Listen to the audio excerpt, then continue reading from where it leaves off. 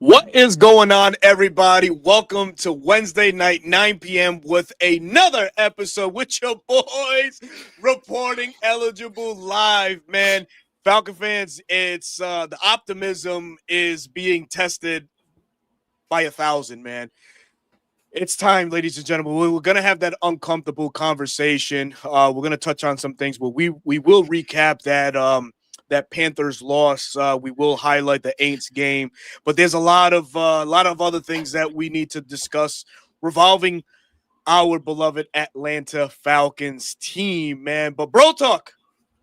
You had a very eventful weekend, and those with the benefit of flash photography had some say in your appearance. How was the trip? How was the vibes? Let us know how it went down, brother. Man, it was fun. We flew out Saturday and, we lost an hour getting to the East Coast, but, flying to Atlanta, just getting the vibe of the city, it was awesome. Checked into the hotel, just started being a tourist. Everyone was super friendly. And, what's funny is, me and my wife had dinner in a restaurant. They had TVs everywhere, right? College football. And we were like, can we put on a specific game? And they're like, oh, yeah, for sure. What do you want? We go, Texas Tech. And they literally did this, like, Texas Tech? Oh, damn. Like, yeah, you're talking to a couple Texas people right here. And, Right they were on. getting ready to put on the UGA game versus Texas. Those dogs came away with the victory, unlike our Falcons. And then you go to the next day. It was like, I was hyped. I was like, we need to get to the stadium. The stadium is spectacular. Like, it looks huge on TV. It is exactly that. I was lucky enough to go to a game where they actually had the roof open, and I got to see it open. And as soon as you walk into the stadium, right, I got to see the outside, the yard, the tailgating, and the Falcon, right? The Falcon was awesome. You walk in, and it's just like, boom, in your face. You could see the stadium. You see the roof. It's open, Jumbotron, and just everyone in there. It was unreal. And, everyone said, like, you're at least going to have fun, even though, the product on the field may not be what you want it to be. And it's exactly that. Like, they know how to get fans hyped up, right? It's hard to get hyped up this season at this point, but they did a really, really good job. I got to meet some, famous Atlanta people, Yuri, Big Low. I got to meet him. Ooh. I got to meet DeMario. And then, I got recognized a couple times, which I thought was really cool in the in the fan shop. And then, funny enough, I'll tell you a little story before we get into these Falcons. We sit down. Me and my wife sit down. We're starting to eat. Two guys to my right sit down as well. Okay. I'm like posting pictures on Twitter, tweeting as we're going along. And the guy opens up Twitter and he sees my tweet. He goes, oh, Bro Talk's here. And he's like pointing. He's like, oh, he took the picture from over there. And my wife hears and she goes, did you say Bro Talk? And he turned to my wife. He's like, do you know him? And she goes, yeah, that's my husband right here. And he's like, oh, yeah. He's like, you're lying. And then she tapped me on the shoulder and she's like, yeah, that's Bro Talk. And I was like, what's up, man? And it was his game too. First game too. He flew in from Indiana with his buddy. So we both got to experience that. So overall, it was a good experience. I brought me home some souvenirs. We're waving the white flag on the 2025 season. I got to experience the swag surfing, which I thought was awesome. And then, we parted ways, but Atlanta, you guys were awesome. Thank you so much. I had a good time, even though it did not result in a Falcons victory. Yes, man. It did not result into a Falcons victory. It was a ugly defeat to the Carolina Kitties. Keep pounding. Fucking morons. I can't stand it, That's man. all I had to hear on the way out of the stadium. Exactly. Oh, my God, man. Pounding.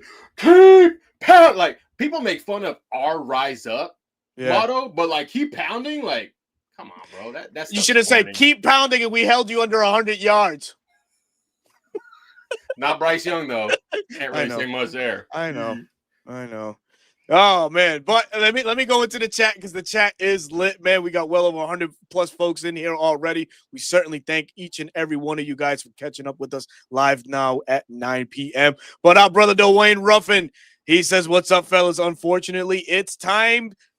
It's that time. Rebuild.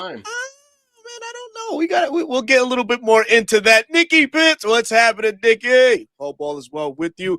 Mr. King, what's good? Just want to say Rams by 50. And he's talking about the ass whooping that the LA Rams are finna give the Tampa Bay Buccaneers. Justin Swisher Sweets is in the house. Maybe a rebuild of the front office in scouting. That I tend to agree with 100. Okay. Yeah. Mob Dukes is in the house. Rise up, Mob, with a W. Mob, you are so optimistic, but you know the vibe. It wasn't a good one here on Sunday. We were let down, severely here, man. B Jackson, what's happening? Terry and Heem are going to get shown the door at the same time. No other way around it, but full rebuild mode, he says. What's going on? What in the sports? My guy Charles, what's happening? Nikki with the crying emoji. Mocio, what's going on? He said, "Do we chalk up the season?" Yeah, man. It's like over, buddy. We're waving the white flag. Yeah, exactly. Right here, man. It's crazy, man. Eric Zeldin is in the house, man. Uncle Steve is in the house. Sorry, I missed you, bro. Talk. Hope you enjoyed, man. We all know did Uncle enjoy. Steve. I did enjoy. Fantastic Falcons content creator. Please join Uncle Steve in the Monday Minutia and all his great lineup in Falcon content on YouTube. That's Uncle Steve's Lounge. But yes, man, this Panthers game, with heavy hearts, you were there, obviously. I'm sure that you felt the vibe. I bet the life was sucked out of most of that fan base, our fan base, when number 9 went down the way that he did. Just describe to us what the overall feeling was when that happened, man. Man, when it happened, we saw that 7-man pressure, and it was like, oh dang, like the Panthers got us. They sent one extra. We weren't ready for it. But when I saw his helmet roll and he wasn't getting up, I was like, oh no. Oh no. Initially, we thought it was his right knee, right? The one that's been reconstructed several times, and he was limping, and he went into the blue tent. I was right by the blue tent. And I wasn't even paying attention to the game after that. I was just like eyes on the blue tent. And the stadium kind of it went dead silent. It went dead silent. And after he came out of the tent, he sat down on the bench with the towel on his head. Coach Heem came up to him. Hell yeah, Nikki. Talked to him. And then you just saw Kirk throw on the helmet and start warming up his arm. And it was just like, at that point, people weren't like, oh my gosh, Kirk's coming in. It was, hey, Kirk, lead us to victory. Like, take us to victory. And, it didn't end that way. But yeah, when he went down, everyone just gasped and like the life, like you could feel a breeze the whole game because the stadium was open, the roof. And it was like the air, the ominous feeling where the air just stops. Yeah. Like the air is just sucked out. That's exactly what happened. Wow, man. An unfortunate injury to a rising superstar in the league. And I'll say it, man. A lot of people might not agree with it, but I think Pitts, was a rising star in this league. And I think he continued that once he comes back and he makes a full recovery. Penix. Especially now. Penix, sorry.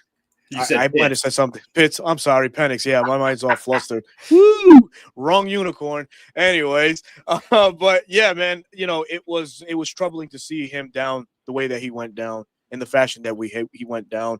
He's not, he's no stranger to the knee injuries and stuff like that. And now what makes it even worse is the length of time that he will be out. And it's been revealed that it is a partial ACL tear that is going to have reconstructive knee surgery, which the timeline couldn't have come at a worser time because where we are now unequivocally puts him, past week 1 and on a PUP and further along, which we don't know what the recovery time is going to look like for Penix, man. So I ask you this, brother. Are we bracing ourselves for a small rebuild in Atlanta? Are we looking at another Band-Aid at the quarterback position until Penix is ready to make his comeback? Well, the thing with these types of injuries, Ian Rappaport, Adam Schefter, all those guys said 9 months. That's optimistically thinking. That's if he doesn't have any setbacks, right? Mm-hmm. And we were talking about earlier in the season on how he needs to work on his mechanics in the offseason. He's gonna miss all of that in the offseason. That's the disheartening part. He's gonna miss all of mini camp. He's gonna miss all of training camp. So for you to expect him to start the beginning of the year and just take off the ground running, it's not realistic. And that's not the type of pressure you want to put on the young man. As far as rebuild goes, really and truly, like the plan that Raheem and Terry had come up together with the quarterback, right? We got to fix the quarterback position. It just didn't work. And, unfortunately for Penix, right, you can't predict injuries, right? A lot of people are like, oh, he was injured a lot in college. Those things happen. Injuries in football happen. And and their 2-year plan for the quarterback position, it blew up in their face. And so does Arthur Blank have the patience of doing this all over again, right? Blowing it up and starting over and allowing really, truly, Penix won't be his normal self realistically until 2027. Like 2026, he could come in the middle of the year, but what good does that do him, right? Yeah. He's going to be shaky. He's going to be antsy, right? Is my knee fully good? I haven't gotten reps. Like, it's not going to be good. And if you really want to truly establish, quote unquote, a culture of winning at this point, right? We've said Terry's done good things, but he's done bad things. We've said Raheem had a plan. It just didn't come to fruition. It's boop, hit that reset button, brother. Hit that reset. And it couldn't happen at a worse time yet again. You know what I mean? This is a common thing. It just happens to us, right? It just always happens to us, man.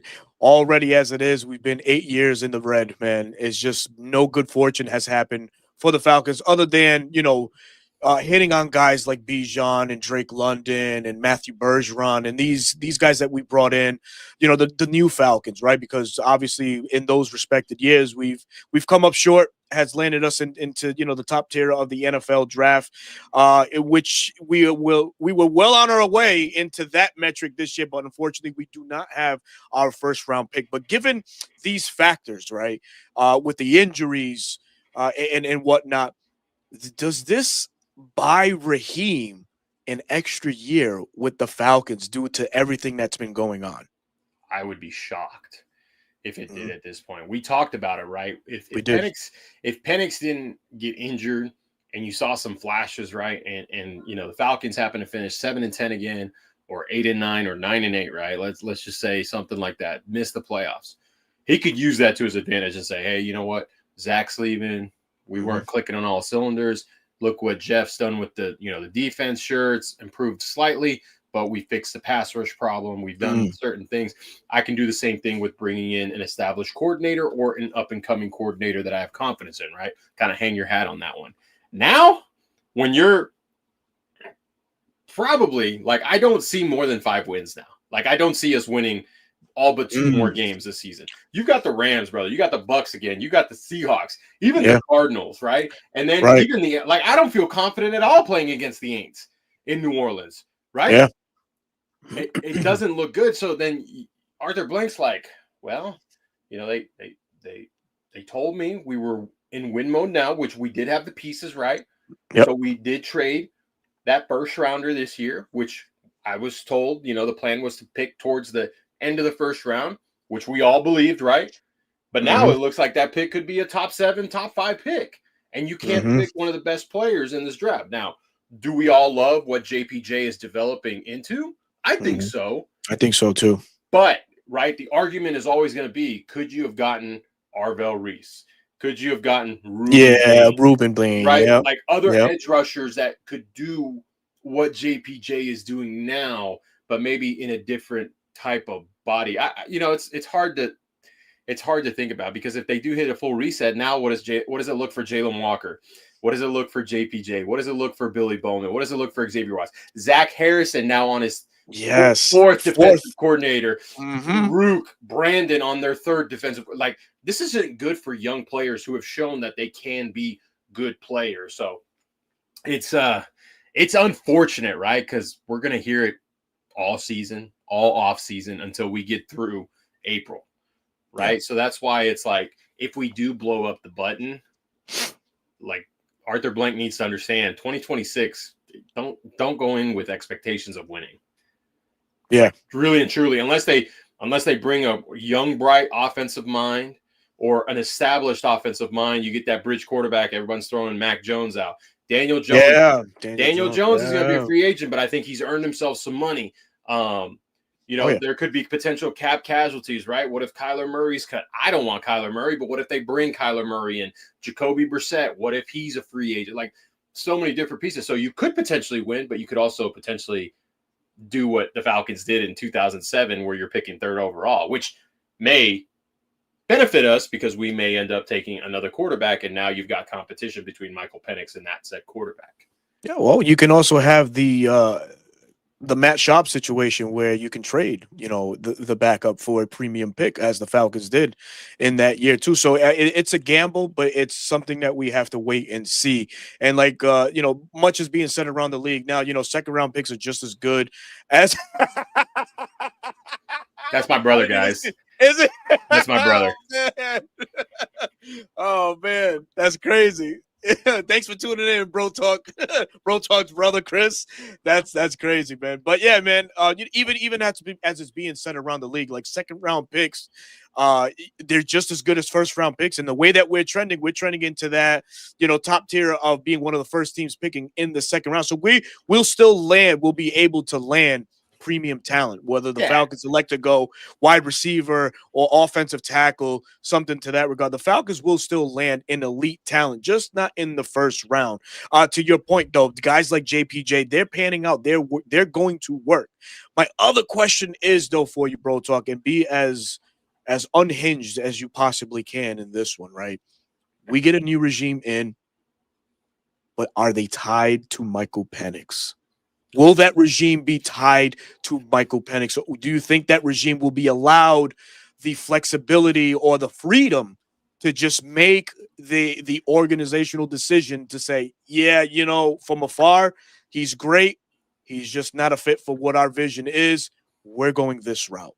What do you say to that? You have to expect it. You have to expect it, because when a head coach comes in, the first thing they're doing is they're hanging their hat on their quarterback. That's something Dan Campbell did in Detroit when they traded for Jared Goff. Like, they were like, we need to dump Stafford's contract, but we want to get a young guy that we feel like would fit the mold. And that's what they went with Jared Goff, right? Kevin O'Connell is going through that with JJ McCarthy, Mike Vrabel, who didn't draft him, but he's tied to Drake May. Like, these types of things. So a new regime could come in and be like, look, we're going to give Mike an opportunity to compete. But if we decide to go a different direction, don't be surprised, right? That doesn't, that could, the hard conversations start happening. Does Michael get traded? Does Michael just remain the backup? Who knows? But if a new regime comes in, we have to expect them to want to get a quarterback. And if we're picking in the top 5 in 2027, you can expect that regime to take said quarterback.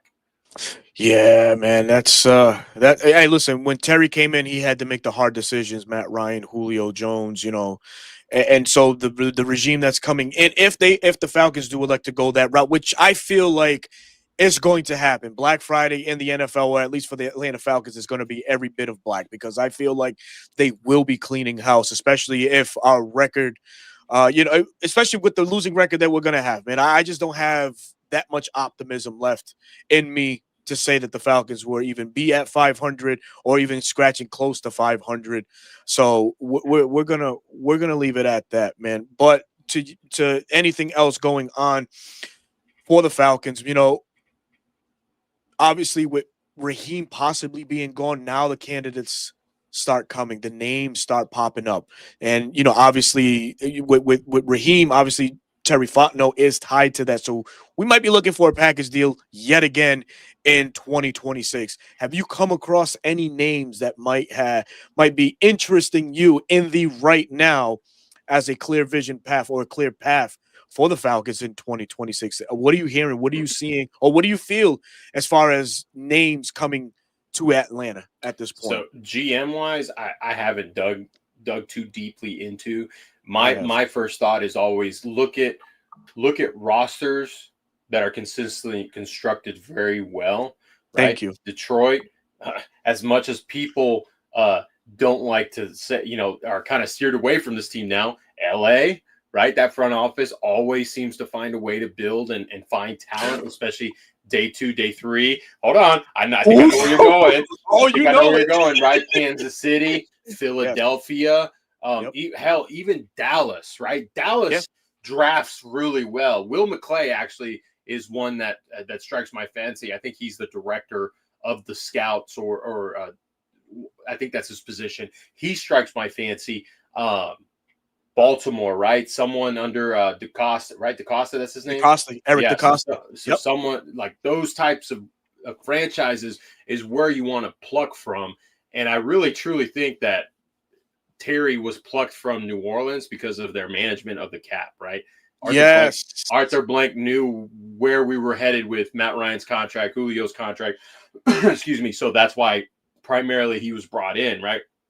Remember, we talked about it. Terry wasn't a draft scout. He was a free agent scout. Exactly. And that's why he's been so good at bringing in free agents. 100%. 100%. What do you got? You were chopping at the bit. What you got? No. So there is one name tied to that Rams organization that just gives the shivers to us Falcon fans. That's Rich McKay's son, John McKay. We don't want that. Want that. Yes, we do not want that. But absolutely, man. We're multilingual here, by the way. Puerto Rico, Mexico. Just so you know, SAP button, hit it. But yeah, man. Yeah, so you look, like you mentioned, to the stable organizations. And right now, the Kansas City Chiefs have shown that they're a stable organization. They have a young man by the name of Chris Shea, who has worked under what's their GM? Jesus, I can't remember his name. Who? The Kansas City Chiefs. Brett Veach. Brett Veach, right. So Chris Shea has been the understudy or the assistant general manager to Brett Veach the past, I think, 6 or 7 years. Then you got Ray Agnew, who's been working with Brad Holmes in Detroit. And Ray Agnew has been a pivotal part or a piece to the rebuild that has been the Detroit Lions for the past 5 years. Scouted guys like Penei Sewell, Jameis Williamson, Amon-Ra St. Brown. He's had a hand in acquiring that talent or bringing that talent to the forefront. And then Ed Dodds out of the Indianapolis Colts. Ed Dodd is a guy that gets named quite, frankly, on a year-to-year basis. But I think Ed is just waiting for the correct opportunity to strike. Now, Ed Dodd, has done a good job, bringing in free agents, building that roster for the Colts. He's mostly known for his work in the early 2000s with the Legion of Boom or the Seattle Seahawks, scouting all of those guys. He worked through the ranks with Seattle as a pro scout and a national scout. Ed Dodd is one of the guys that, saw guys like Richard Sherman and Cliff Averill and all of these guys that made up that fantastic Seahawks team. So that's what we're looking at. That's a short list that I have, but you have faces galore. What are you seeing? What's going on? Bro, what do you got? I never expected to think about this, right? You brought up McKay's son at the Rams. Who the hell did we trade with in the first round? The Rams. Hello. Yeah. Golly, just to make matters worse, right? Golly. So one thing I will say, you guys know Ari from the 33rd team? Yes. Ari, yeah, Ari. He stays pretty plugged in, right? He's got some sources in the league. And he's catching whispers that Arthur Blank may be stripping this thing down to the studs, which would mean Rich McKay. Like, this is the first time we've ever heard Rich McKay probably being out of here. And if you're starting to hear it, well, there may be some truth to that. So, that's all what we've been clamoring for, because if you do bring a new GM in, well, now he truly can do his job without someone, telling Arthur, like, hey, man, I don't think that was a good move. I wouldn't do that. I'm just letting you know, man, that's not what I would do. Well, you know what, Rich McKay, what you did do got you fired when you were the GM of the Falcons. That's all. Yeah, man. Oh, hey, look, very valid. It's tough, man, but we got a quick donation here from our guy, Brendan. What's going on, man? Hey, listen, man, no worries on you ever being late, brother. You're day one, man. We definitely appreciate you. Thank you for the $5 donation. He says, we need to tell Raheem it's time to put up the fries in the bag we got them shirts. I'll be bringing those up towards the end of the show. Brendan got some fire anime crossover NFL anime shirts that I got to show you guys. I wasn't able to show it in the beginning of the stream, but I will towards the end. So hopefully you guys can put eyes on the product. He does have some fire clothing wear coming up. But yeah, man. Yeah, we need to look for stability. We need to look at, teams that are doing good right now. The Philadelphia Eagles, they seem to have a solid front office, very sound front office as well. So there's going to be a handful of candidates. There's going to be a lot of them out there. Now, as far as the coaching aspect of it, I know this is where you get into your creative bag and you research so well the potentials that are out there. There's a lot of names, that are out there. But one question, right? And I think it's a question that may not be catching fire right now, but it will as the season progresses. How desirable is the Atlanta Falcons job for any potential head coach coming up? So you got to look at it in the aspect of like, okay, what do the core pieces look like? In this past draft, you got 4 core pieces on the defense. And overall, you have really good core pieces on the defensive side. Like your defensive front is really well set, right? You need to add some depth because a lot of the guys are going to be free agents, the older guys. But overall, you have a good young core. You still have Diablo under contract. Caden Ellis is going to be up for a contract. If you want to re-sign him in, he'll be 31, right? And said he hates hearing for that from the where there's smoke, there's fire, right? I think I saw someone absolutely say that. So you got to look at that, right? AJ Terrell still a really solid corner. You have Mike Hughes under contract, very cheap contract for a solid cornerback too.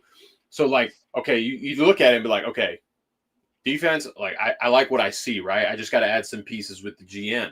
Offensively, that's where it needs work, right? Really and truly, your 2 big pieces you have are Drake London and Bijan Robinson, right? Best running back in the league and a top 5 wide receiver in the league, right? So you look at that, you hang your hat on that, right? Is Kyle Pitts going to come back? Probably not. No, The offensive line, it needs to be revamped, right? We like our people. We like what Bergeron does. Is he the best? No, but he does good things. Jake Matthews, he's getting up. The Iron Man's getting up there in age. He did sign an extension, so I wouldn't expect him to hang it up just yet. Right. How's Caleb McGarry going to come back after that knee injury? Chris Lindstrom is probably the only offensive lineman you're looking at and saying, yeah, I want to hang on to him. And then you need to upgrade at the center position. So if you bring in an offensive-minded head coach, you're saying like this is my canvas and I essentially have the rights to do what I want to do, right? That includes the quarterback position. And I already have 2 big pieces at the skill position and one, all pro offensive lineman. So, and then you're going to have Arthur Blank's going to have to give grace. Yeah. 2026. Hey, brother, if you exceed expectations, phenomenal.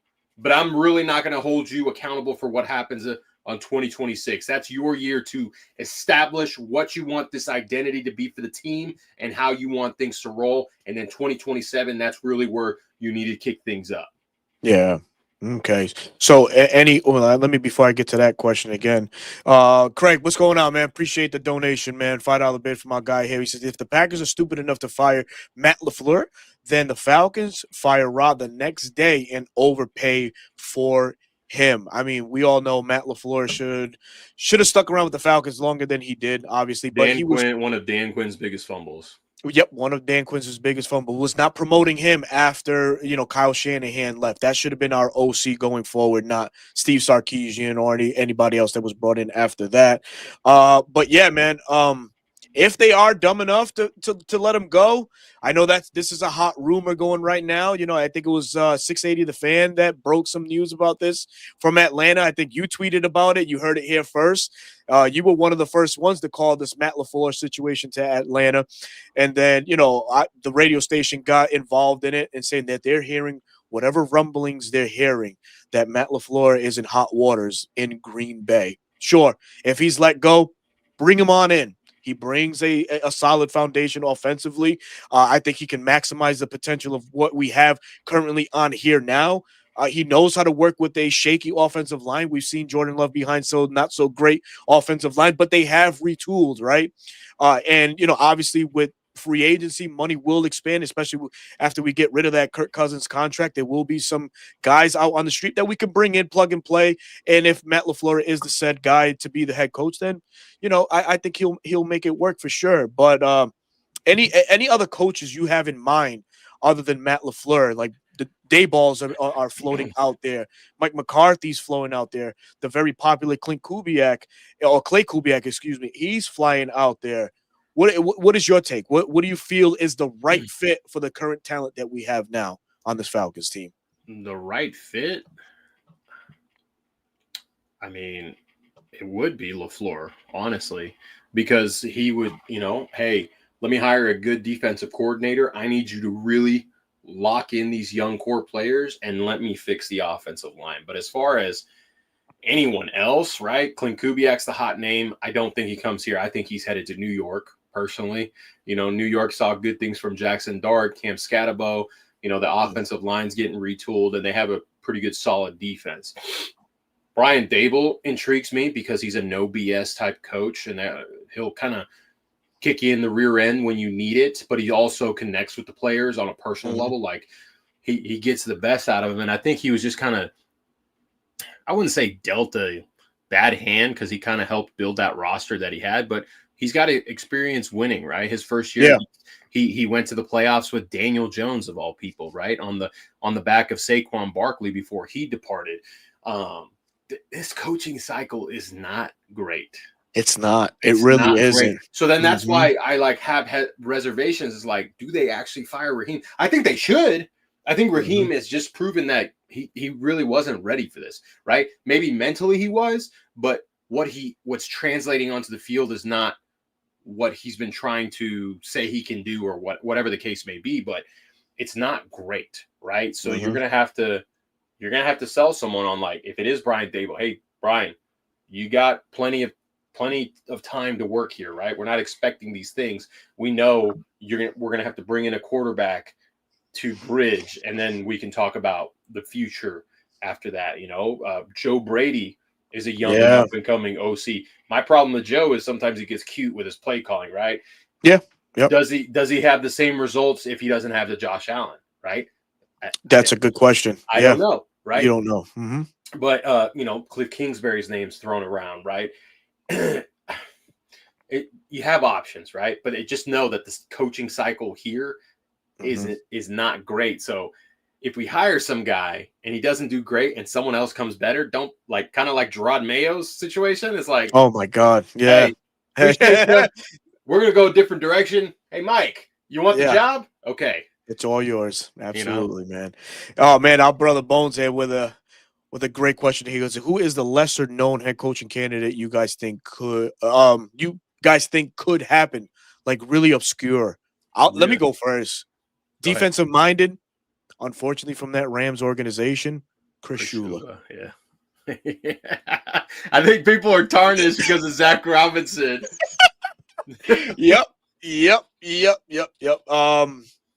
I think that's probably the most obscure name that you can really think of right now is Chris Shula, maybe Vance Joseph. I mean, he's doing great things with the Broncos, but his coaching record was pretty abysmal. His first stint around. Brian Flores, his name is pretty floating around. Yep, and that's the other thing, right, bro? Like, does the next coach have to be offensive or does it have to be defensive? Right? You tip the scale more towards the offense, I would imagine. You got to go that route now, especially how the league is moving. Right? How's it gone? Right? Raheem defensive. Yep. Arthur Smith offensive. Yep. Dan Quinn defensive. Who was before him? Mike Smith. Mike Smith defense. Mike Smith defense. Right. Yep. So it's kind of like, okay, maybe we should go offensive head coach. Who else? That Jaguars defensive coordinator could be someone. I can't remember his name. That's someone. Okay. He flipped that defense around. He did. And he's kind of, I've watched him when they release clips, and he's a no BS type guy. So he could be someone, No one really on the Eagles, unless Vic No. Fangio wants to be a head coach, but I don't think so. I think he likes what he's doing. Yeah. And he's from that area. Man, it's hard to say, right? Oh, the Cardinals defensive coordinator. He's an up and coming young coach that could be someone that does it. Rex. Oh man. Rex who? Rex Ryan. I'm thinking Get the. I don't know, man. No. If you want to bring an older coach that hasn't coached this year, get someone like Mike McCarthy or get someone like Doug Peterson, right? Guys that have only been out of the league for a year. Not for a year. How long has Rex Ryan been out of the league? Like 10 years? Yeah, wow, shit. I'd even take John Gruden over Rex Ryan, personally. Adam, what does Bone say? Adam, who's that? I don't know this name. Hold on. Stanovich. Hold on. First thing that pops up on Google, Adam Stanovich arrested. What? He is the offensive coordinator for the Green Bay Packers. So he's the understudy of LaFleur. Yep. Maybe. What about Rivera? Oh, no. Tell the people your guy. Tell the people your guy. Well, it would have been this guy here. I had the names mixed up, but yes, John Fox would have been a name for me as a Carolina coach. But it was Rivera who guided that Panthers team in 2015 that has such a correlation to this Falcons team now. When you think about the quarterback with Michael Penix, sure, you can just compare it because it's the position. Obviously, Cam Newton, is what Cam Newton is, right? But what the hell did River Ron do was mold and develop Cam Newton. And that offense did look a lot like what the hell the Falcons have on tab right now. It's someone else we talked about it, Kevin Stefanski. That's a name. If Stefanski comes, he might bring Jim Schwartz over with him. Imagine Jim Schwartz. Now he wouldn't have Myles Garrett, right? Sure. Right? But overall, we got some good, talented, young talent, right? We do. Could work with. We certainly do. Another donation by a guy, Brendan here, man. Thank you so much for being so gracious this evening, man. With the $2 bid, he says, next coach needs to be accountable and no bullshit, no BS, ladies and gentlemen, which is true. You got to hold, players accountable in their roles, right? I don't think it's done enough here now as it is with Raheem. He's too relaxed, in my opinion. He's too loosey-goosey with the players, man. Yeah, we definitely need a guy that's no nonsense and just doesn't tolerate BS. Gruden is a name. Gruden is a name that's being connected to the Falcons. How true it is, I don't know, man. I like Gruden to an extent, right? He's a no BS guy. He knows offensive football, right? He grew up. He was molded through the what was his name? Holmgren tree with Mariucci, Reed. Yeah, they were all a part of that Packers staff, so he understands offenses. Where it's like you could see yourself winning some games with him, but it's gonna be I can't believe we're here already 2 years later. I know, this is crazy, man. It's gonna be it's gonna be interesting. It's definitely T Terry, what's going on, man? Thank you for joining the stream. He says Bird of the Sound Bug is Todd Monken, the Ravens OC and the Georgia Bulldog most famous quarterback, the mailman until MPJ gets back. Don't listen to whatever. Like, don't listen. You don't have to take everything they say on the radio, like as the thing. Just like you don't have to like what we say. You don't have to be like, yeah, those guys don't know what to talk about. Right. Listen to me when I tell you this. Todd Monken in the NFL is a Lamar Jackson, Derrick Henry merchant. Okay, goes as far as they go. Exactly, because if you look when they reach the playoffs, that's where all eyes are on them, right? Because they're in the playoffs. The play calling, the flow of it, and the decision making is always suspect. Does Lamar make mistakes? Yes, he does. But at the same time, there are certain situations that happen. It's like, why did you call that play? Why did you call that play? You had them going this way, but then you called it that way. Lamar Jackson Doesn't matter who his OC is, makes that offense go. Just like Josh Allen, unless you're Ken Dorsey and you bring everybody down. But I digress. It's like Joe Brady. Like we just said, does Joe Brady have the same, skill set without a Josh Allen? Oh man. Oh, God. God. No, my God. Oh, God. He came back for a second sting. This is why you do not bring in Todd Monken. Keep Dirk Cutter away from this franchise. He should have never came back the second time. Oh, my gosh. When he came back, I was so pissed. Anyway. Man, that's crazy, man. That is crazy. It's crazy. Like Bro Talk just said, can't believe we're having these discussions, but it's a real thing right now, Falcon fans. And we're so sorry to be the bearer of bad news in that regard, man. It's just everything has gone to shit, man. We're going to definitely just switch dials, man.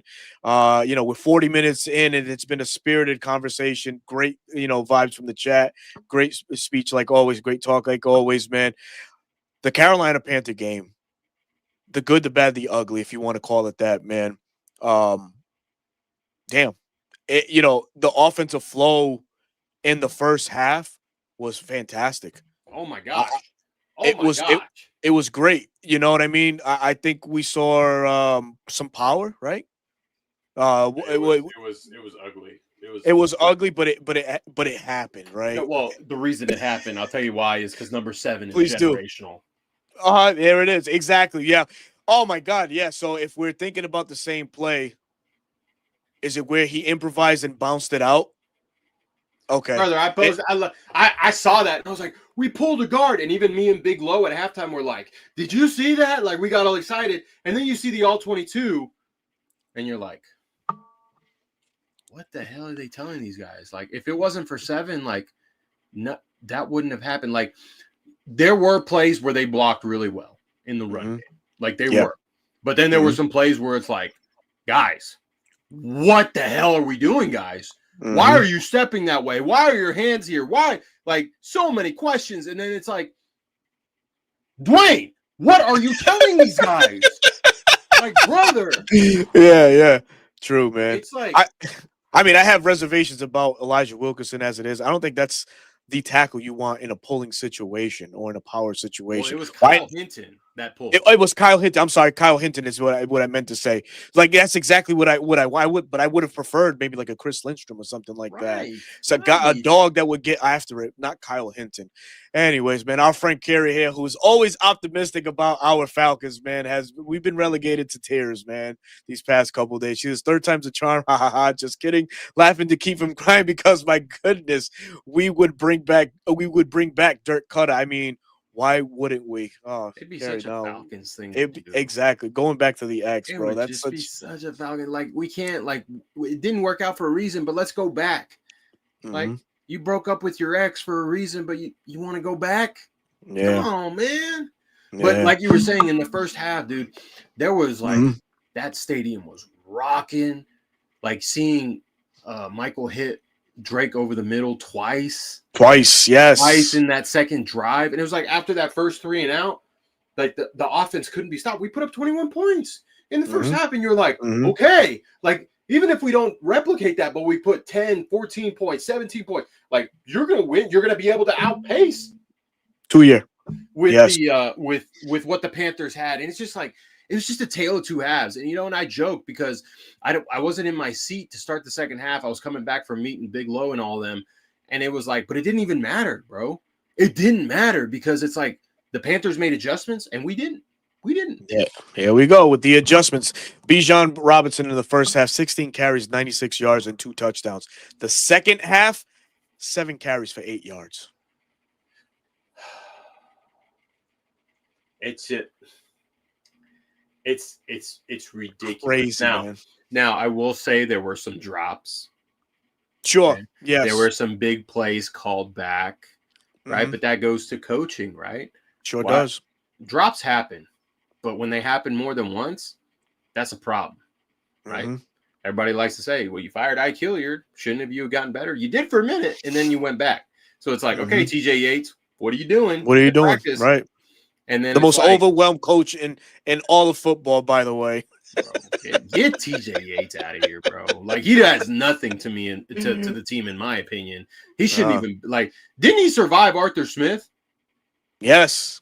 So that was another problem with Raheem. Is like, I'm gonna keep these guys to keep the continuity. No, Raheem, you should have gotten rid of them. You should have gotten rid of them. Zach, start from scratch. Who knows where we would have been? Maybe the pistol would have actually worked. And all these, maybe we wouldn't be so wide zone heavy, right? Yeah. It's true. I digress. I hear you, brother. It's painful to even talk about, man. But yeah, man, Falcons unfortunately lost that. And it's in the worst way possible. Can't hold on to a lead, and we just kind of choked the game away. And went back to their old Falcons way because the defense was on the field way too much. The offense couldn't sustain a drive and churn clock. It was like we had them in third down and fourth down multiple times, but then it was like simple mistakes. Panthers took advantage of it. Yeah, I mean, I think the Panthers were 9 of 17 on third down on Sunday. Bro, that's over 50%. That's bad. That's definitely bad, and that's because third and favorable spots. It's been the Achilles heel for the Falcons all year, but there is a little bit of light to shine, a little bit of positivity that did come out. The Falcons did eclipse more sacks this year than all of last year, being second in the NFL, 34 sacks last year, 31. So the pass rush is fixed, right? No. we got contributions from James Pierce, Jalen Walker, Billy Bowman and company. These guys did come to play. The Falcons still proving they can get after it. Even though all is withering away, but the Falcons still showing that they can blitz at a high rate and get after it. But go ahead, buddy. Well, yes, the sack numbers are up, but the Falcons are blitzing at an all-time high. It's because, and I will say, brother, the reason certain things happened on third and fourth down is because Ulbrich decided to play coverage instead of pressure.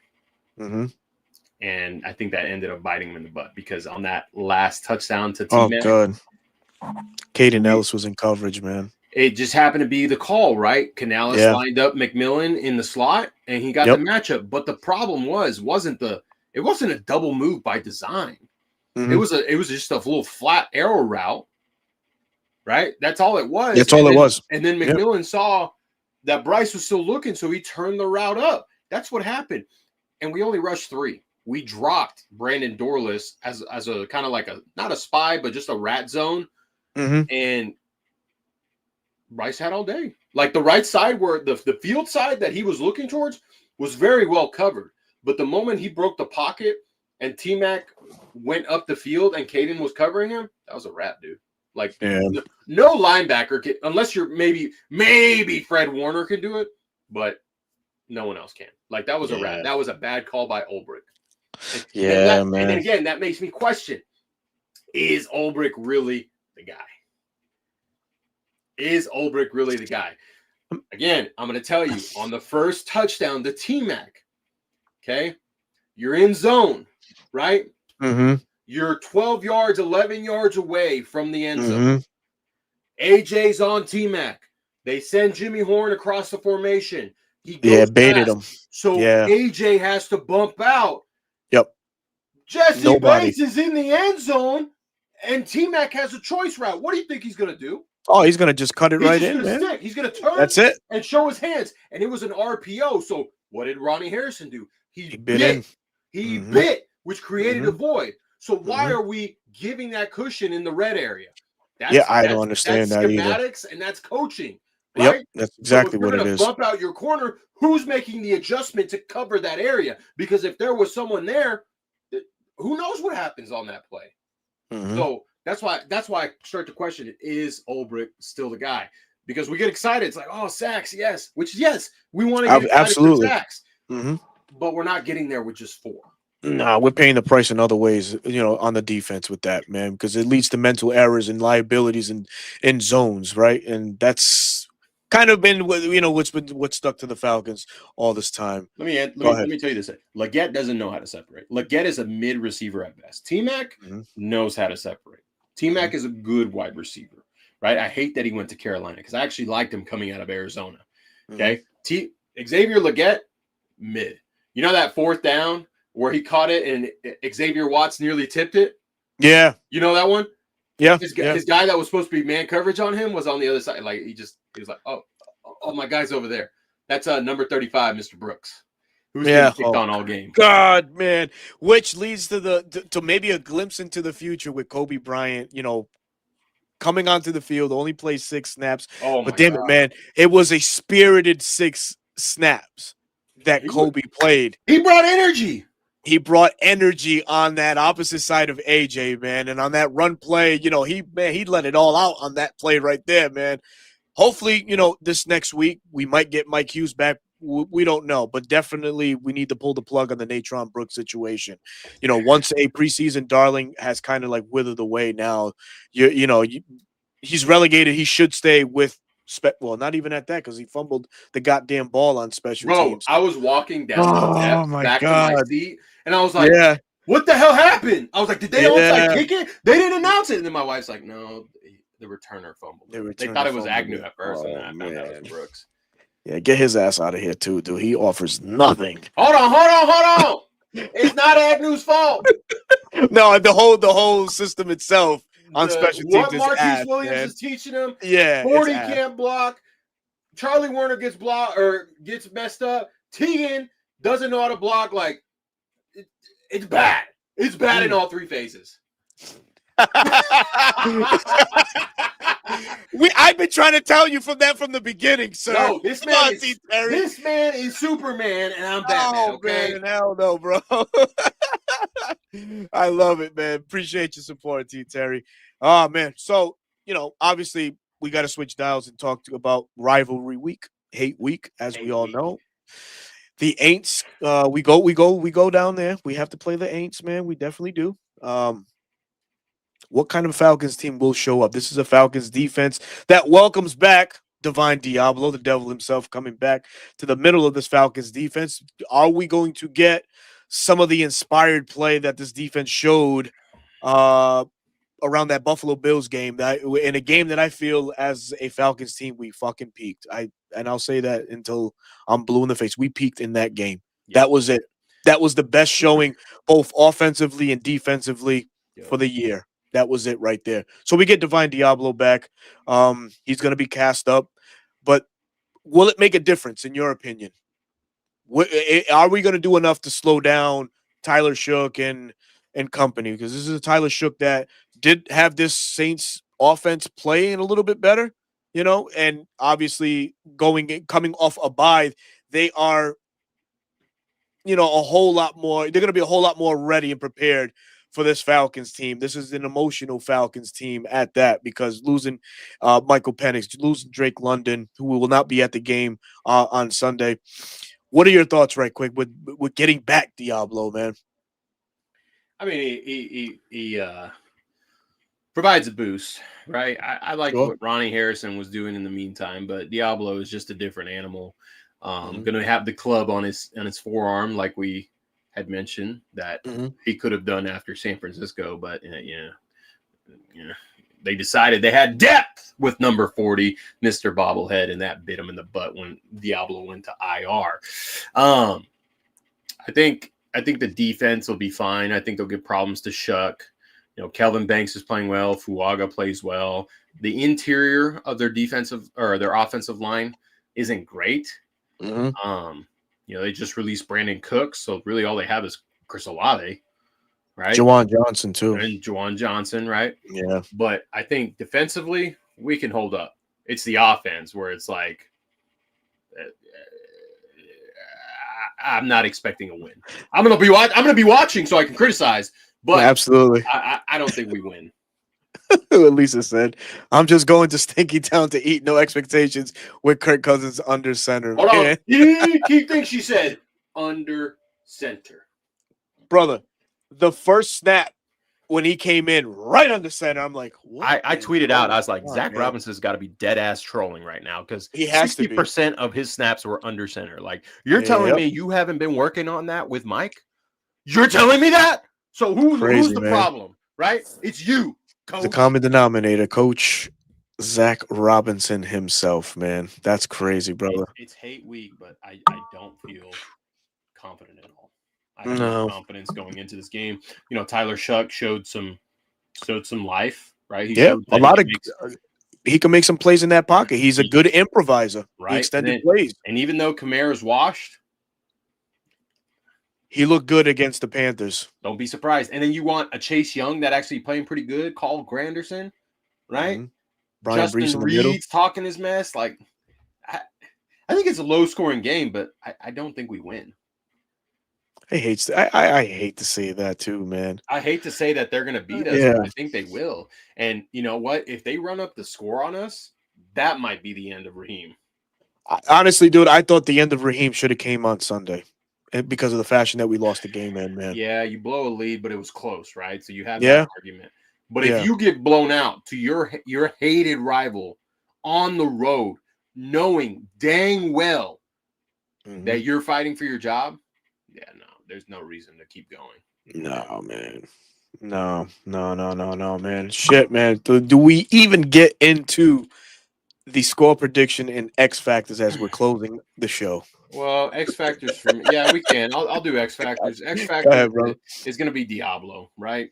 In the passing game, in the run game, right? Stuffing those runs, run fitting, and then just reading the quarterback's eyes and jumping the stuff as he sees fit. And then offensively, it's going to have to be Sir Mooney. You're up to the plate, buddy. You're wide receiver 1 this week. You gotta take on the workload, right? And as far as I'll give you my score prediction, it's going to be 14-10, New Orleans. New Orleans. 14-10. That's a brave one. That's brave. Oh my God, look at that 31-10. Sheesh, man. It's really sad we're at this point. We definitely are, man. So my X factor for defense, Jalen Walker, man. Jalen Walker and the Banks. That's going to be a nice little battle. Those two revisit a college rivalry. You shouldn't say rivalry. It's more because of the bowl game. Get out of here. Come on, CJ. Come on, CJ. Yo. Congratulations to y'all, by the way, man. Oh, man. But yeah, it's going to be Jalen Walker for me. He's throwing up the white flag, brother. He's throwing the white flag, man.